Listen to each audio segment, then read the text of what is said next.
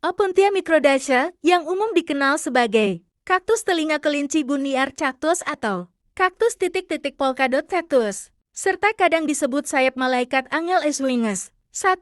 Karakteristik umum. Nama ilmiah, Opuntia microdacea. Nama umum, kaktus telinga kelinci, kaktus titik-titik, sayap malaikat. Asal, berasal dari Meksiko Utara dan Tengah. Tampilan, kaktus abadi perennial yang membentuk semak lebat atau rumpun padat setinggi sekitar 40-60 cm. Terkadang bisa mencapai 1 meter. 2.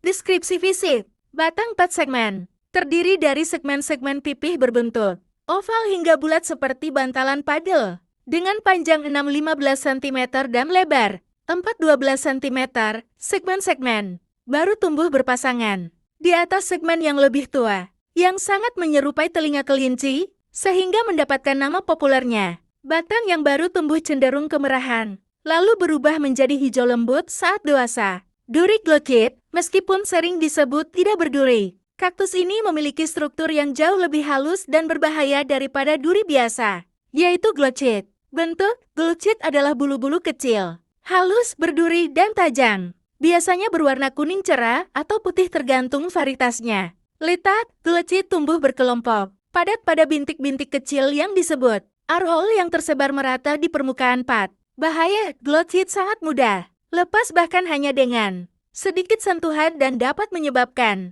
iritasi kulit yang signifikan karena sifatnya yang seperti kawat, kecil dan bergerigi barbet. Penanganan harus selalu menggunakan sarung tangan pelindung. Bunga berbentuk mangkuk berwarna kuning krem muncul, biasanya di musim semi atau awal musim panas. Namun, tanaman ini jarang berbunga saat ditanam di dalam ruangan. Buah, setelah bunga layu, dapat menghasilkan buah yang dapat dimakan.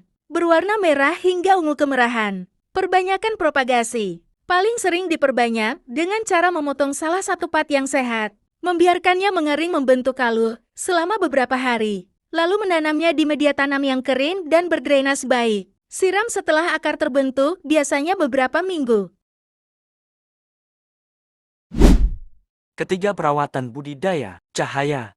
Sangat menyukai sinar matahari penuh hingga teduh parsial sebagian. Jika ditanam di dalam ruangan, letakkan di dekat jendela yang menghadap selatan di belahan bumi, utara atau di tempat yang menerima banyak cahaya terang, minimal 6 jam sinar matahari langsung per hari. Media tanam membutuhkan media yang sangat porous dan memiliki drainase yang baik untuk mencegah busuk akar. Campuran khusus kaktus dan sukulen yang terdiri dari tanah berbasis lempung lom, pasir kasar, dan perlit atau pumice sangat dianjurkan. Penyiraman. Gunakan metode siram dan keringkan soak and dry. Siram secara menyeluruh, lalu biarkan media tanam benar-benar kering sebelum menyiramnya lagi. Pada musim dingin masa dormansi, kurangi frekuensi penyiraman secara drastis, atau bahkan hentikan sama sekali, dan pertahankan suhu yang lebih dingin, sekitar Text C, untuk mencegah pembusukan akar. Kaktus ini memiliki toleransi kekeringan yang sangat baik. Suhu dan kelembaban, tumbuh subur di lingkungan yang kering,